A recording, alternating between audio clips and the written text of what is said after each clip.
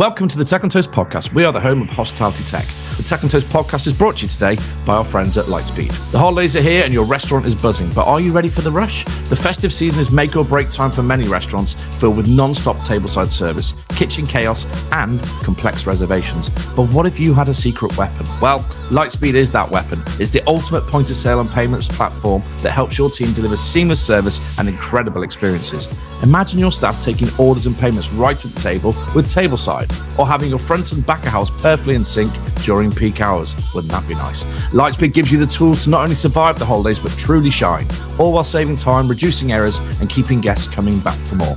This season, let your tech do the work for you. Close the year strong with Lightspeed Restaurant.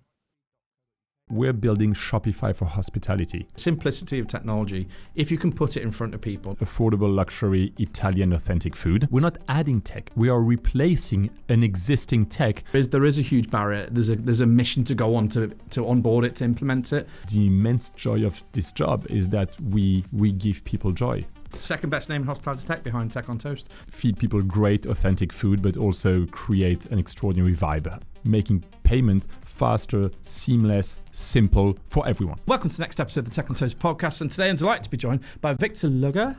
Oh my, I'm going to say it properly. Say it, Lugger. Lugger. You see, that's good. Co-founder of Big Mama and Sunday. Victor, how are you? I'm very good. Thanks for having me, Chris. You are welcome. Welcome to Vorbos. This is our new studio. We've moved in here about 3 months ago. It is stunning. I feel like I've got all the gear and no idea now. So we're all set up. And you're living in London, aren't you? You've been here for, was it the last? I've been here the last 7 years. We moved as a family when we launched Big Mama in the UK. So that's my restaurant business that we started 12 years ago. And I'm just back from a year in Atlanta. Wow. That was more Sunday driven, but we're actually also launching Big Mama in the US. Yeah, so I saw. How many are you up to? Like 30 odd sites? We have 31 now. 31 across 8 countries. One in the US, the rest are in Europe. We're opening Dubai at the end of the year, so it's also a pretty exciting development on that front. You're busy. Well, we appreciate your time. We really do. And I think before we get into talking about Sunday, let's just understand a bit about you, I suppose, and how you've got to this point, because it's. I imagine you've got an interesting past that's led you to this bit.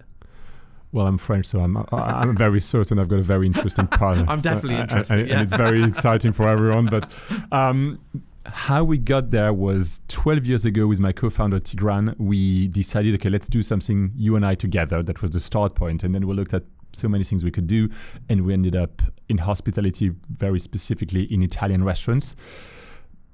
I would say because we didn't have a better idea and because we were passionate about hospitality, but not knowing anything about restaurants. So that was the start point. Always a good place to start. Yeah, well, when you don't know anything, yes, everything's possible. Yeah. And it took us 2.5 years to open our first restaurants. But from that point, it sort of went quite fast. We had a very exciting development, probably because we were quite busy. I think we hit a good spot on the market, which I would say is we define ourselves as affordable luxury in the Italian segment. That's a very business way to describe it. The way I would describe it with my guts is we have these trattorias that are feel good and where we try to both, of course, feed people great authentic food, but also create an extraordinary vibe. And that 360 approach to hospitality, which is we're not feeding people, but we're more giving them an experience, is the definition of what we've done. And that was the last 10 years of us sort of growing these restaurants. Some groups have success and then they do other type of cuisines or other average spends or other positioning on the market. We're very much still very truthful to the objectives of the first years, which is affordable luxury Italian authentic food with mostly Italian team. And we've stuck to that, but we've spanned geographically. Yeah. That was more our thing.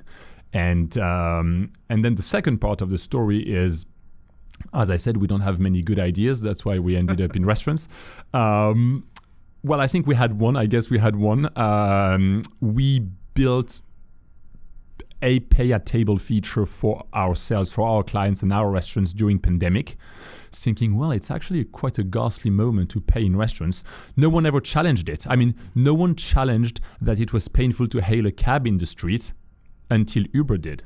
But until then, no one complained. That's the way we did it, right? And I think no one ever challenged the fact that you would have to call the waiter and say, can I have my check? And then they would bring the check and the whole shazam. It's a it's a meaningless moment for everyone around the table. Everybody hates paying. It's like waiting to queue, isn't it? Queuing for anything. British love queuing, but you know what I mean? but no one likes paying. It's just a negative experience at the end of a great meal. Except no one complained about it because that's how we do. And so then I thought, well, if we're going to have QR code on our tables post-COVID for menus, which, by the way, I think is ghastly, and we don't have QR menus today at Big Mama. We have physical menus because I think they really participate into the experience of hospitality. I said, if we're going to have this QR, why don't we use them for something that is meaningful, which is making payment faster, seamless, simple for everyone? And so along with another 20 ideas we had at the time, we do this. And 3 months later, 70% of our guests are paying with it, 70. And I thought, that was 4 years ago. I was like, this is insane. Like, actually, people really like this. Like we hit the adoption is quick, right? As in there's no. It takes less than 10 seconds. Yeah. You don't have to register. You don't have to download anything. You have this QR code on the table, and when you want your check, you're going to raise your hand and the normal way and say, "Hey, can I have my check, please?" And the waiter is going to say, "Oh, the check is already on the table. It's on the QR code. You can then pay with it, or you can pay with me. Let me know if you would like me to bring the credit card machine." That's how it works. That's how it rolls. Very simple. 70% of people end up paying with it. Like, if 70% of people, that's 4 years ago. Today we are in London at 90, across the US, across the UK at 85. I'm thinking, okay, so if people are so engaged with it, we've hit a nerve here. And we might talk about this later today, we realize that our staff loves it. Cheekily, if I want to be a little cheeky, I would say our lazy staff likes it because they can be more lazy, and our great staff likes it because they get so much more time on their hands to do meaningful hospitality. Yeah, which is really interact with guests. Oh, hello, sir. How are you today? Have you ever been with us? Oh, that's the menu. Let me tell you about how we source our mozzarella. Blah blah blah. So that was the start point. And we partnered with Christine de Vandel, who's my co-founder. She's American, based in Atlanta. Now she's in New York. And we said, okay, let's do it. And because at Big Mama, we're quite knowledgeable of both the UK and the French market, we said, let's do it in France and in the UK. And because Christine is in the US, let's launch Sunday in the US as well. And let's call it Sunday. Why not? Yeah, and why did you call it Sunday? Yeah, well, again, why not? Okay, I love this. At least people remember it, which is a very good start is a good start for a brand. And the true story is that Sunday is the moment where you have free time on your hands, and the whole point of Sunday was to empower people back with their time. So you, as a guest, we're going to be chatting until the very last moment of our lunch, and then we're going to pay in 5 seconds. We're not going to end our lunch 10 minutes earlier because, oh shit, we need to be going in 10 minutes. Let's start thinking about paying. Oh, if you see the waiter, would you mind waving at her or him? You see my point? Yeah. So you have your time at the restaurant until the very last second. And at least just as importantly, our staff as restaurateurs have their time to do what they really like to do, which is take care of people. I don't think any waiter wakes up in the morning and say, today I'm going to be carrying these little pieces of paper and it's going to be awesome. No, I've done a lot of waiting in restaurants in my time, and I still do. And the immense joy of this job is that we give people joy. And you know what? They give it back. You receive a lot of love as a waiter. No one receives love because they bring a credit card machine. So that was the whole point of Sunday. Sunday is we're giving you your time back, and Sunday is that time of the week where you have time back on your hands. Love it. Second best name in hospitality tech behind Tech on Toast. So yes, it's a great name. It's very memorable. And I think the fact that you have lived and breathed hospitality all the way to that point must have given you the learnings you had. I mean, you've mentioned a few of them there from building the product. But what's it been like taking the product outside of your four walls into the market as a tech company, and the lessons you've learned there? Because it must be another different challenge, I suppose. I'll be frank, it is not. I am heavily biased, and so we at Sunday are heavily biased because we are a restaurateur too. So I think we over-index on certain things in our product. We overspend time, money, and energy on certain aspects, and these aspects are that the product is actually really used by the staff and by the guests. We don't come from a start point where we are tech people and we believe that tech is going to transform the way we do hospitality. I don't think tech is going to transform the way we do hospitality. I think tech is going to improve or enhance the way we do hospitality. I want restaurants to be always more hospitable. I want more interaction with the staff. And by the way, when I build a product, I don't want to build a product so that the head of marketing of this restaurant group or that restaurant group can say that they launched Pay at Table in their group.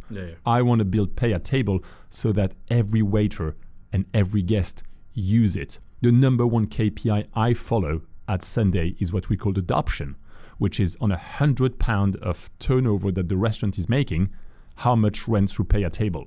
Is it 60? Is it 70? Is it 90%? What is it? Well, on average in the UK, it's 48%. All our best clients are at 70, 80. So we're talking about 80%. At Casa de Frango, which is one of MJMK, it's like 89 or 90% of every guest passing the door pays with it, which, by the way, tells us that the great public, the Londoners, I mean, they're ready for this. They have been ready a long time. Yeah, no, I agree. You have 1 billion people who are using ChatGPT today. My point is the greater public can change and move to new technologies if they are simpler and more lean very quickly. I think our challenge is to accompany restaurants through the change. And it's restaurants are not just restaurant owners, but also restaurant staff. And the fact that my job at Big Mama is to take care of my staff, whom in turn take care of my guests. That's very much our bias. And do you think that barrier to entry, I suppose, because you're right, a lot of hospitality tech, I think that we work with, there is a huge barrier. There's a mission to go on to onboard it, to implement it. Do you think actually the wave to proper hospitality, I've spent 25 years doing this myself, is actually bringing in technology that is seamless, that's kind of invisible almost, that it just fits into people's days without having to have this huge rigmarole of having to onboard it, kind of retrain staff, retrain actually what you do really well in the restaurant, but to fit a piece of tech in? You're talking about putting technology in where it sits alongside these waiters and waitresses that can help these servers kind of serve tables in a way that you want to achieve from a 5-star standard or from a luxury standpoint? So your question makes me think of two things. One, I want less technology in a restaurant, not more. Sunday, with a small QR code on the table or through a QR code that you're going to bring at the end of the meal instead of the check, we're not adding tech. We are replacing an existing tech, which is the credit card and the payment terminal. This is called tech. You have a payment terminal. It's a tech object. We've had this tech object for 60 years. Okay, and before that we had banknotes, which is a form of tech as well. We're just moving that tech to the 21st century with something that is more seamless because we're using the tech that is already existing in your guest's pocket. So I'm not adding tech. I am replacing an old tech with a new tech. I think if a restaurateur, I don't know, in Leicester or Birmingham listens to this podcast, the simplest way to explain Sunday is 25 years ago, OpenTable invented online reservation. And their point was, we're going to replace a telephone and a notepad with booking on internet. It is just replacing the telephone technology with the internet technology. And it takes everyone 2 seconds to realize that in most cases, it is just better for everyone. So which leads me to my second point, which is, I don't believe that everyone should pay with a QR code. By the way, Sunday we have way more than Pay at Table. We also have payment terminals. If you go to any Dishoom restaurants, you'll use our payment terminals across the UK. We have order and pay. We have hybrid ordering. So if you go to Arcade, the big food courts in London, you will order your meal from Sunday and you will pay at the end. Okay, if you go to many burger shops, like Gordon Ramsay's, for instance, you will order and pay your meal with us. So we have a lot of technologies, but if we stick to Pay at Table, I don't think every guest passing the door of your restaurant should pay with their phone. I think it's our job as restaurateurs to be the most hospitable possible, and that includes giving them the option. Yeah, choice. I mean, giving them choice. You have bottled water, you have tap water. If you're in the US, you have valet parking, or people can park themselves. And here you can pay with your phone, or you can pay with a credit card machine. And guess what? You can also pay in cash. In my restaurants, you can book by making a call, or you can book online. Guess what? 86% of people book online. And 82% of people pay with Sunday, with their phone. Which means, by the way, then 14% don't. You still have 14% of everyone entering Big Mama restaurants, they don't pay with Sunday. They pay with a credit card machine, they pay with cash for many good reasons. Maybe they're 76 years old, maybe they don't have Apple Pay, maybe they have Apple Pay, they love Sunday, but it's their corporate credit card and their corporate credit card is not on their Apple Pay. I don't know.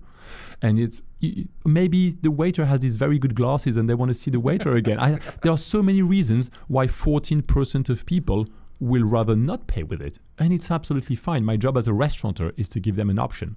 But if I give an option to my guests and 82% of them pick it, I'm like, I'm probably doing something right. Yeah, and do you see correlation between different verticals, so fine dining, casual dining, to adoption? So do you see potentially in casual dining, you see more adoption than you do in fine dining, or isn't there a rule yet? Is it not? I love this question because my answer is going to be very shocking to a lot of people. Good, we love to shock. Carry on. The answer is no. Right.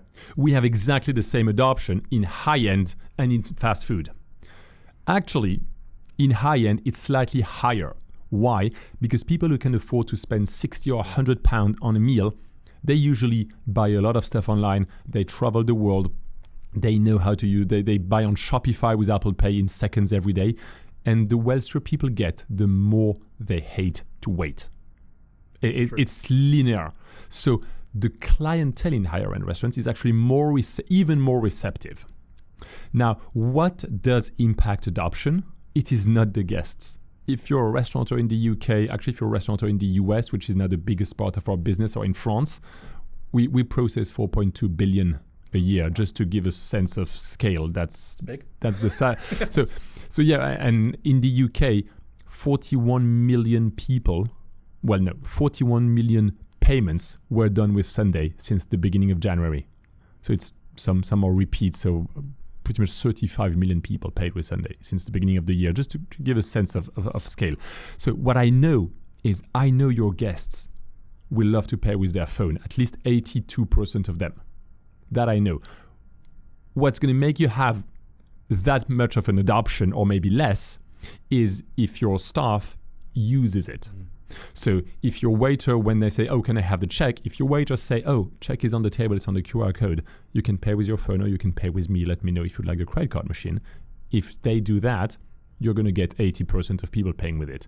If they bring a paper check because they forgot, because they're not using it, well, then if you bring me a paper check, I'll give you my credit card. This is ingrained in my brain, right? Yeah. So the variance, what makes adoption high or low is the staff engagement. And this is where I think Sunday we're doing something right, maybe because we are a restaurateur, but our massive focus is on staff empowering.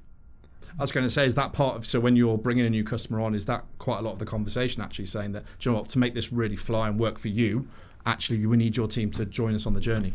Yes. So every staff member will enroll automatically on their Sunday account. They will be trained. They will receive money to get trained, and then they will receive all their data, how many Google reviews, how they were rated by their guests, etc., so they can track their performance, their usage, also their benefits. Staff makes 3 to 4 times more tips on Sunday than if people pay with their credit card machine. So if you're outside of London and your tips, we make twice as much tips. If you're collecting tips on top of surcharge, we're making 4 times more tips. Wow. That's crazy. And I was going to ask, actually, so the benefits, I mean, you've talked quite a lot about some of so both for the guest and for the employee. So if you think about from a guest perspective, they've got... Well, it's for the guest, it's for the employee, it's for the restaurant. Yeah. So if you think at on a Big Easy, very busy restaurants, their tables turn 16% faster. My table at Big Mama turns 15% faster. So when you have a queue outside your restaurant, so on a Monday lunch, it's not going to change that much thing. On a Friday night, how much money how much more money do I make as a restaurant when my table turns 15 or 16% faster? Is it 4? Is it 5? Is it 6%? I don't know. But we're talking persons. Yeah. When you improve anything by persons in hospitality, it starts to be big because it's a very old business. So so that's one example. How many Google reviews does Dishoom Shoreditch have? I think 38,000 with a 4.8. When they started with Sunday 18 months ago, they had 10,000 with a 4.4. Wow. So as let's say you're tourists, or if you're a professional and you're in that part of London and you're looking for a restaurant, Google is the number one driver, 10 times before Instagram, of traffic. And you go on Google and you see these restaurants who has 4.8 and 10, 20, 30,000 reviews. And you see the restaurants next door who has 4.3 with 436 reviews. Where do you go? Yeah. This is a huge driver. How is the product doing that then? So explain how the product drives that. That's a very good question. Because if your guests pay with credit card machine, like in most restaurants still today, who goes on Google and rate your restaurant? Mostly frustrated people and haters. Unhappy people. Unhappy people. And the occasional Gen Z or Instagrammer. A nice person. Do you rate restaurants on Google? No, not unless. No, and I don't I'm blame you. On the journey. Yeah. So what happens is when you get to be paying on your phone, in literally 5 seconds, you scan the QR code, you see your check. The first thing you see on your screen is your check. You have an Apple Pay button. You Apple Pay, you're done. The next screen is, how do you rate your experience? Correct. And boom, we push you to Google. And so what we do is we get everyone, normal people, to be facing your Google page. And you know what? The normal Brit really loves to share some love if it's easy. Yeah, I'm giving that's I think the last bit you said there, easy part, the simplicity of technology. If you can put it in front of people, forget the tech as you said, but if you can put that experience of paying then reviewing straight next to each other, within seconds of paying and then leaving, it's so much higher. I mean, the adoption and the rate of doing it, obviously you've already proved it, but it's just obviously people are going to do it more. People like me who probably couldn't be bothered going home, going onto Google, or going onto my phone, going to Google, but doing it straight in front of me. Of course I'm going to do it because we're still packing up to go. Yeah. We're still leaving. And it's your phone. It's super simple. I'm sure you've been in the past in restaurants where they would bring you a tablet to say, did you like your experience? Like, yes. Oh, this is ghastly. This is a tablet. Who put their finger there? And please, why bother? I just paid. I want to go. Whereas here it's on your phone. It's literally 2 seconds. Boom, 5-star. I really had a good time today. Boom, 5-star. It's very simple. So again, we're not doing more technology. I'm a restaurateur at heart. I love people. I love my guests. I love my staff. That's the bread and joy of my days. If we can make their life easier, then I think technology has a meaning for restaurants. If we don't, then I think we should not do it. And what surprised you? Because obviously, if you think about it, you mentioned straight away you were up to 80% really quick in terms of adoption from your guests. But what surprised you from, let's not call it a tech company, for building this experience in payment across new customers and new verticals? What surprised you in the journey so far? Because there must have been things you'd think, I did not think that was going to happen, good and bad. Well, I'll start with, okay, I'm French, maybe I'll start with a negative one.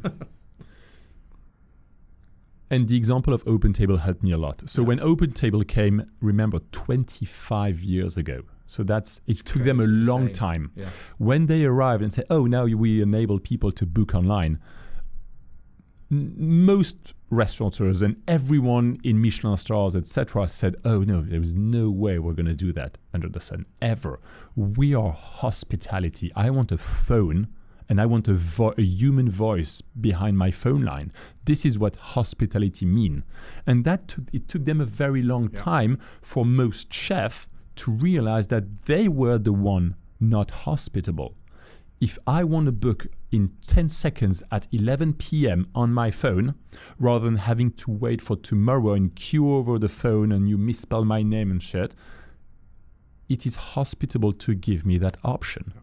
And so at some point, but it took years and years, mentalities shifted to, okay, the core of what we do is not booking. The core of what we do is restaurants. Let's focus our energy here and give people what they want. This is what hospitality means.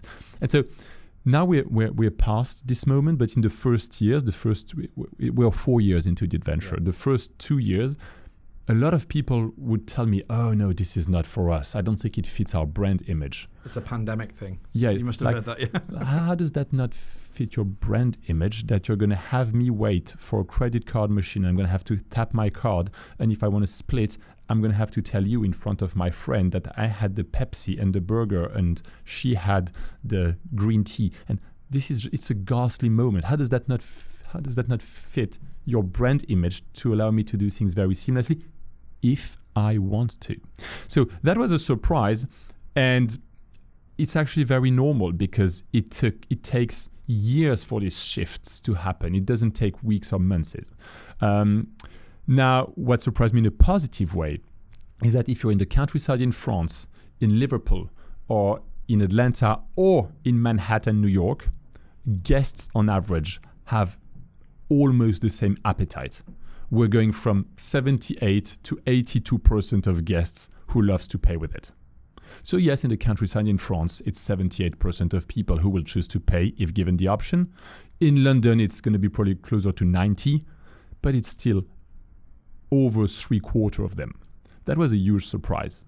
But then again, now we're 4 years later and we see that 1 billion people are using ChatGPT in the span of 12 months. And I realized that the end customer are actually very keen on technology if it's simpler. Yeah, and I think that's where we're at, isn't it? I think that AI, you start with Amazon probably with the way people shopped 10 years ago, and then now you're looking at the AI adoption, and that is really changing behavior. It's almost like the consumer is ahead of the business for once, which is quite weird in terms of we're consuming AI before we use it in our businesses and before we use it, which I find quite an exciting thing because it means that the commerce has to catch up almost and apply it, especially hospitality. Sorry, you were going to say I jumped in. No. Another difference is we've seen our difference between countries. So in the US, where we have now over 50% of our business, restaurants groups are overall bigger.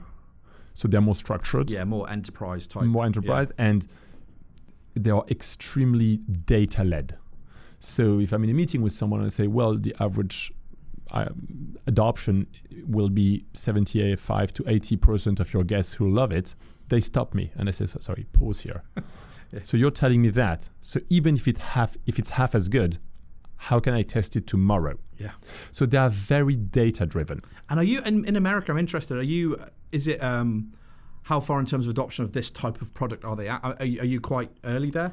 No, because they were still. I was there last year. They were still taking the machine away and doing the PDQs and So again, we process 4.2 billion. So we're not covering the entirety of the United States. No. We still have a long way to go. But adoption is the same. Yeah.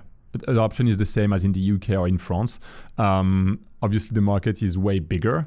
And for us, the opportunity is even more striking for two reasons. First, because tips are even more important, and we increase tips by 12% in America.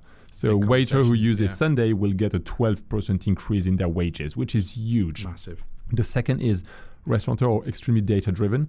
So when I say to a restaurateur that her table is going to turn 15%, 12 minutes faster on average, again, they stop me here and they say, can we start tomorrow?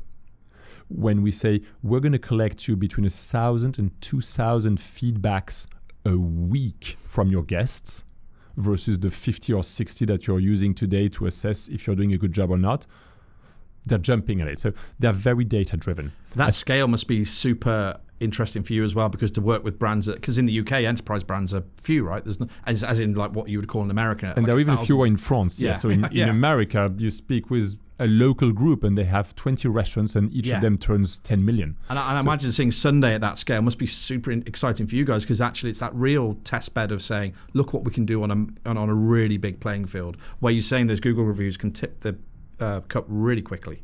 Absolutely. And yes, this is why if you're building food tech and if you're building payment technology and hospitality technology, you still have to make it in America if you want to massively change the usage in the Western world, which is the journey we're on. We're at the very beginning, but that's our journey, yes. And then in France, restaurants are way smaller. So again, they have different focus. They're very focused on waiters and guests in France. In the UK, they're very brand conscious. So our UK customers have pushed us to improve and to make Sunday fully customizable. They've pushed us for hybrid ordering, which allows you to order but just pay at the end or reorder. So typically at Arcade, they see a 23% increase in basket size versus when people were ordering with waiters, because they can just, let's reorder, click, boom, a round of beers. That's me, yeah. But I don't have to pay every time, because that's a very fast casual, fast food experience. So I can just reorder a round of beer, but just I'll pay in the end. Well, 23% increase in basket size is pretty meaty. I believe it, and you know, and it's very interesting. We did a study. I was in America with Hard Rock for about 7 years, and I remember doing a study around. They were talking about technology, automation, all this kind of stuff. This is 20 years ago, but we were talking about it versus the human server, and we were trying to work out, could we still deliver our experience and make the same basket size or the same check size versus doing it through. And what we've seen since kiosk arrived and that kind of behavior, and you've seen the way that actually, especially in the UK, I think people like to order. They don't, I don't know if it's an embarrassment thing or whatever it might be, but you seem to see check numbers rise when you've got the ability to control your own experience, which I find very interesting, but a great way to can do that for you as well. So it's kind of weird. People must sit in the middle and think, which way do we go? Just for the sake of clarity here, we have many different products. Our main product is pay at table. So we just do the payment. We do not do the ordering, nor the menu, etc. We are giving an additional option for people to pay in a few seconds. All right. Then we have other products to address other parts of the market, food courts, fast casual, fast food. For these restaurants, we have order and pay and what we call hybrid ordering, which is you can order but pay at the end. Just to separate, so because when people at Lisboeta or Maison François in London, etc., or the Tao Group use us, obviously they don't order.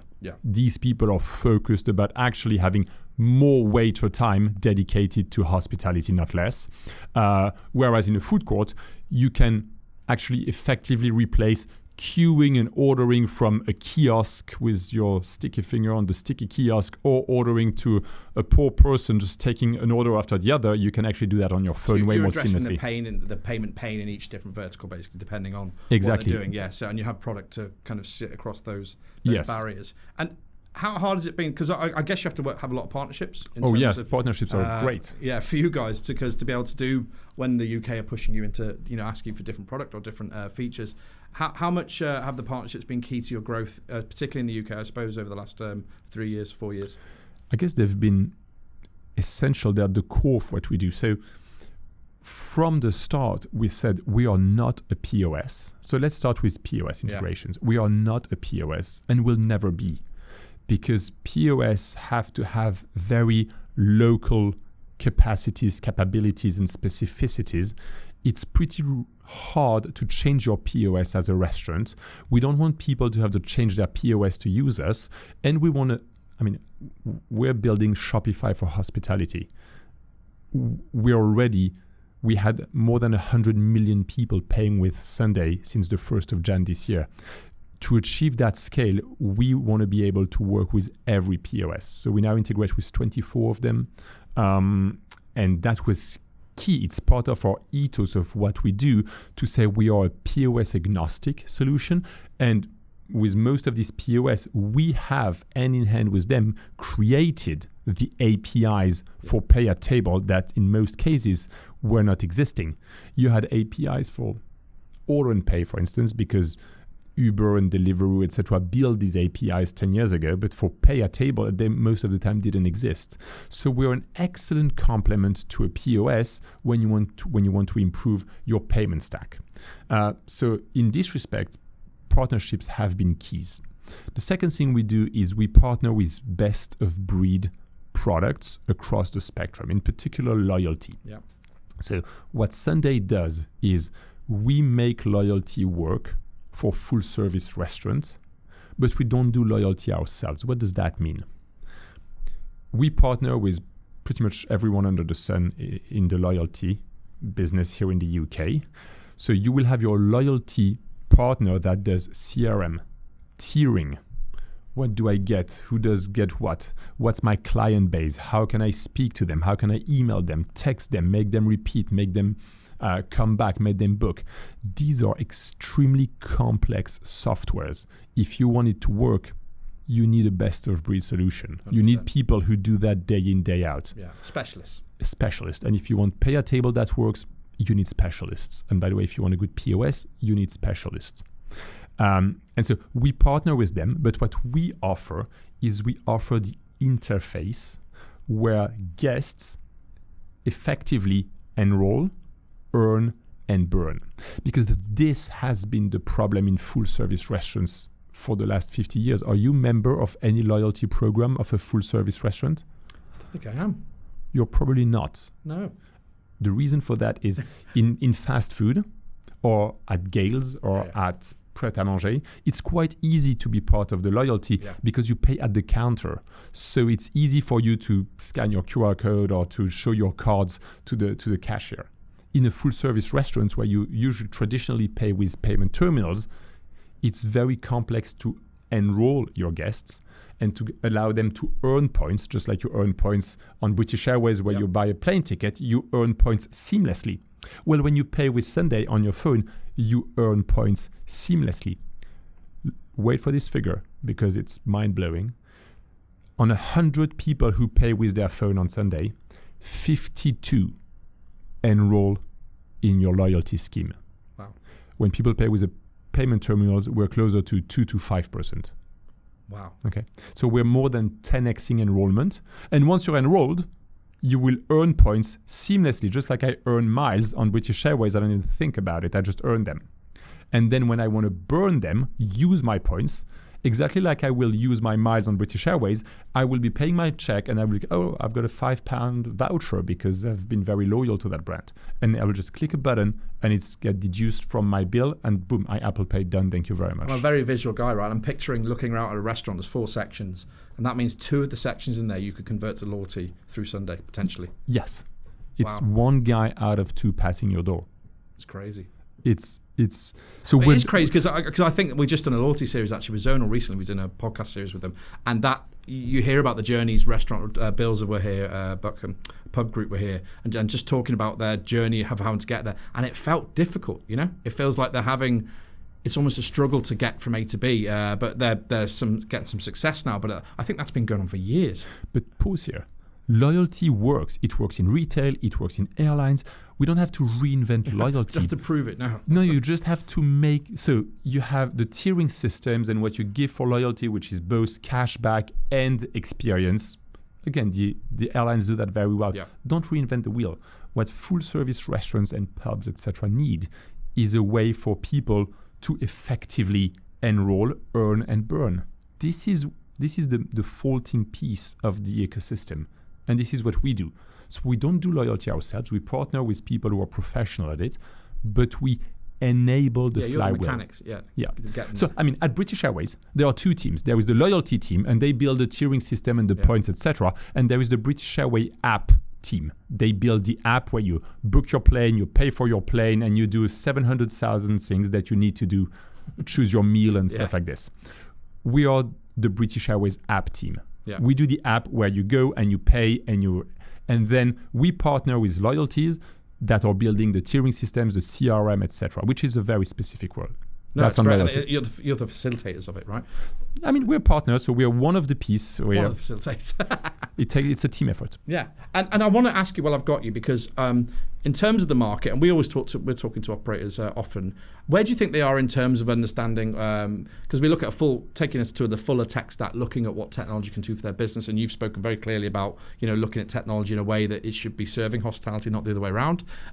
Where do you think we are as in the UK market, I suppose, in terms of adoption of moving to, I suppose, modernising hospitality to make it more of an intuitive business where you can join loyalty apps very quickly, you can pay very quickly, you can control your journey. If you had to percentage-wise where you think the industry's at in terms of its adoption and understanding of it, could you do that? Or is it a very wide question? I would say we're in a very good place in the UK. I mean, I can compare it to the US. That's what I was saying, because you've got good knowledge of... And to continental Europe. I think the main pieces of technology that you want to have as a restaurant, either fast food, fast casual, or full service, is a booking platform. And we have modern booking platforms in the UK, 7 rooms doing great open table, blah, blah, blah. And they are modern and they are best of breed. This is very democratized. You need a POS, and we have some POS that have been British POSs who've been there a long time, who are evolving quite fast, which is great. Plus, we have new incumbents, mostly Lightspeed and Toast, who are making big entries in the market, and they are pushing the market forward. So they are driving change in the market. I think this again makes the UK a way more advanced country than any continental European countries, for instance. Then you need a checkout solution. Sunday here works very well. Again, we have one of the highest adoptions in the UK. Why? Because London is extremely advanced in terms of payments. People have been paying their tube with their phone for the last 15 years. True. So London is one of the most advanced city in the world in B2C payments. For that reason, Sunday as a checkout platform. So you have your reservation, in the middle you have your POS, and at the end you have your checkout platform. Sunday, both with pay at table and our payment terminals that integrate with your POS and enroll your loyalty, etc., is very developed. That are the 3 main bricks. And then you want to accelerate that flywheel with CRM and loyalty. Again, in the UK, we have a lot of good players. I don't think we miss good players. No, we're swamped. There is rather more players here than in any other countries I know. There is, if one thing in the UK, maybe there is a lot of noise about a lot of initiatives, a lot of small local initiatives but it's good because it's making the market move forward and change. So I think we're in a great position, and I think restaurateurs are very conscious that there is a path to technology where it feels, from a guest perspective, like you have less of it. Yes. And from a P&L and hospitality perspective, like, wow, you're having so much more. Yeah, it's like running a great shift, right? You should never see that in the server's eyes.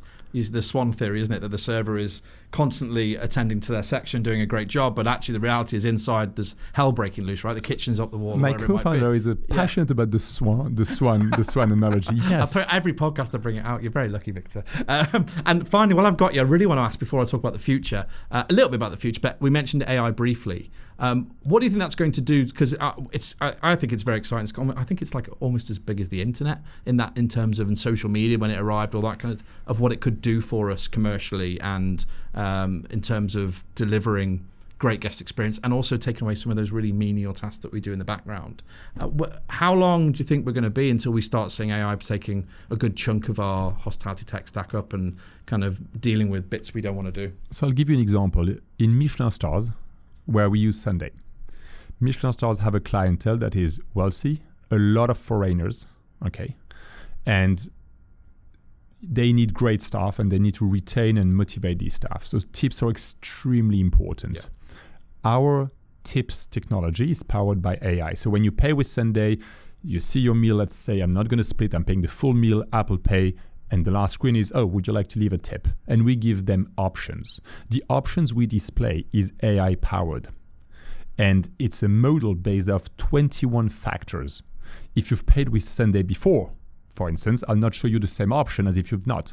If you split the check, if it's 11 p.m. or during lunch, my objective as Sunday is to show you, guests, options you like, because I believe this is hospitable. Yeah.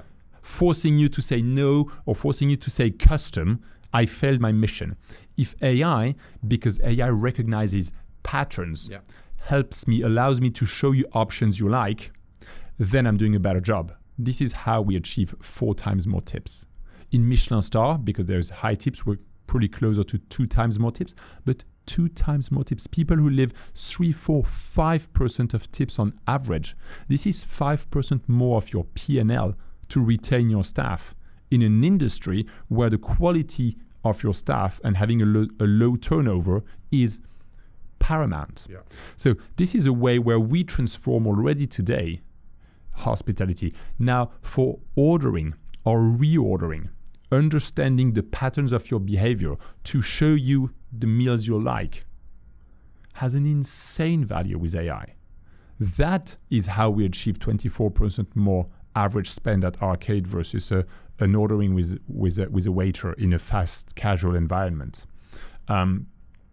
For bookings, AI is going to be transformative for us. I'm very excited to what the bookings company are going to be doing. We're already capable of when we partner with CRMs, we have so much data on the fact that on the guests, because they pay on their phone, that we can feed the restaurant with actionable data. Like this guy who just booked and is entering the restaurant, he was there 2 weeks ago and he rated 3 out of 5 on Sunday.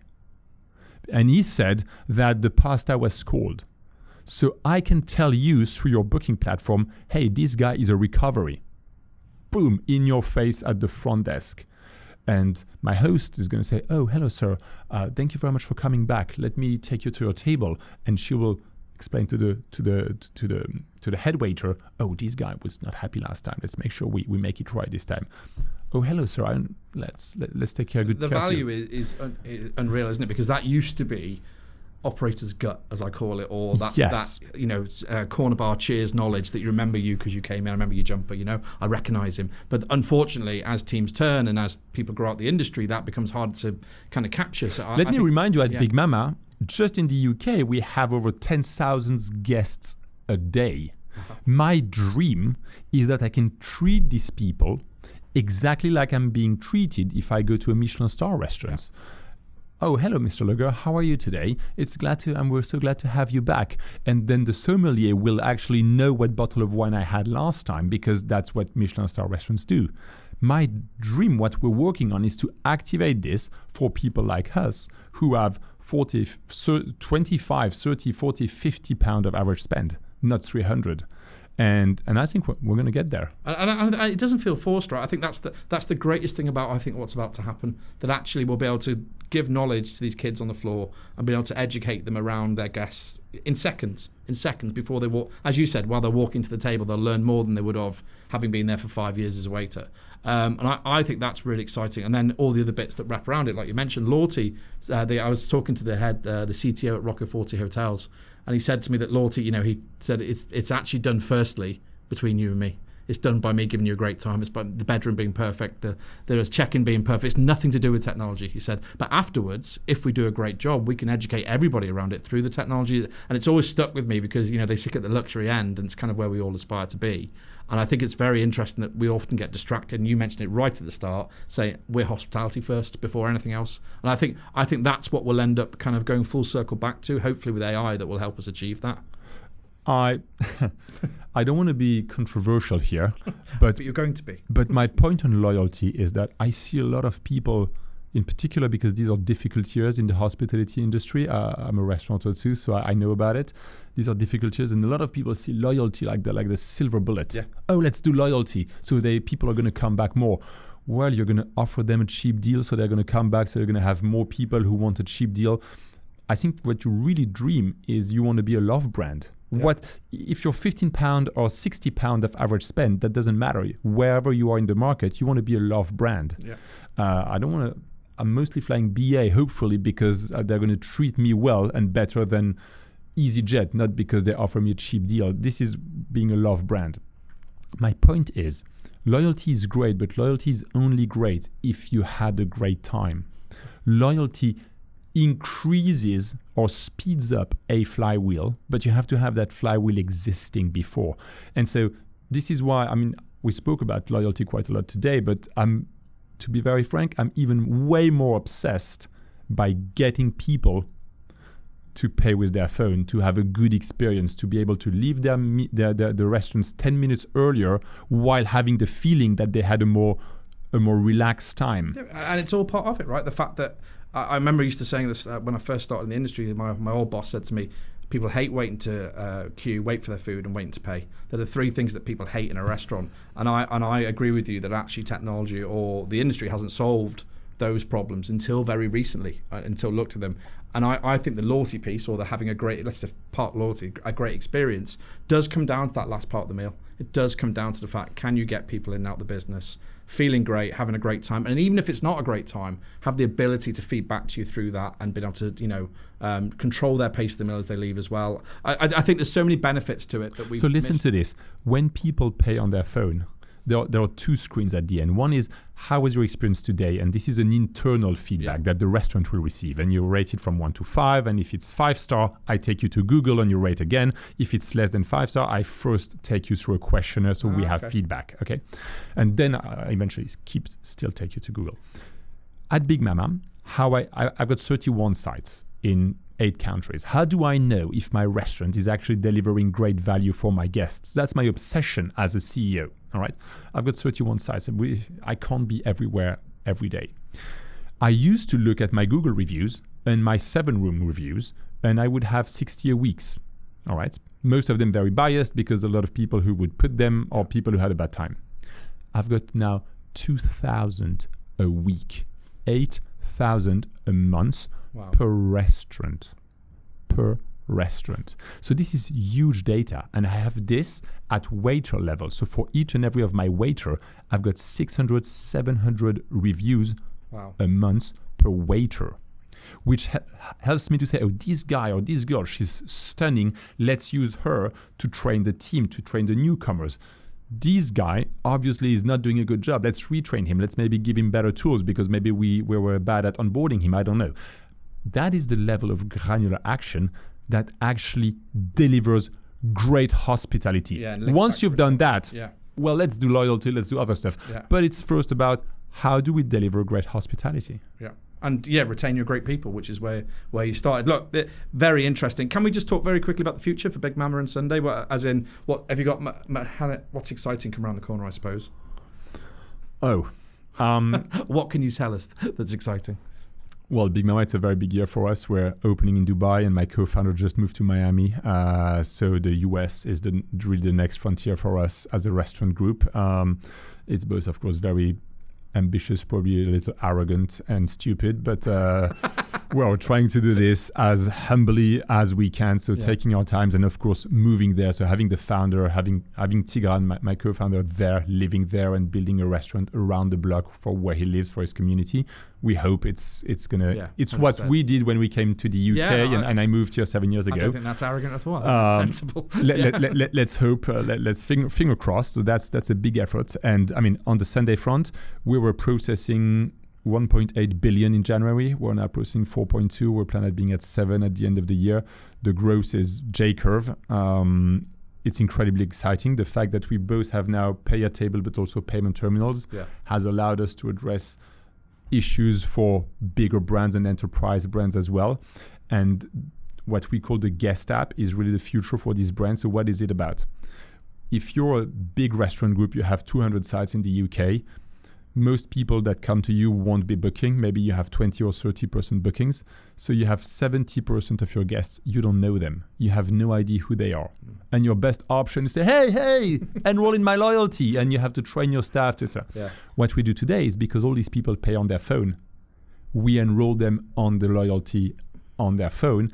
And what we do is we enroll them on a white label guest app when they pay.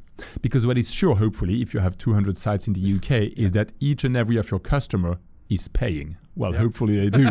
And so because they all pay, they don't all book, they don't all enroll in loyalty, but they all pay. Yeah. And if you can use that moment, one, to make the payment faster, simpler, more seamless, more hospitable, but at the same time to use this as a digital touch point to enroll them in a digital journey, then you have 100% of your guests that you will be speaking to when you want them to order at home, reorder, and be aware of your new November menu, the fact that you just open a restaurant near where they live because you also collect their postcode when they pay.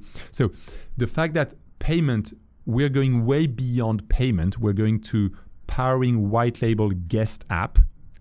And we don't do everything for this guest app. We partner with booking platforms, we partner with loyalty platforms. But what we do, because we are the payment guys, because we are the guys getting your guests on their phone to pay, we leverage this to enroll them on your digital journey.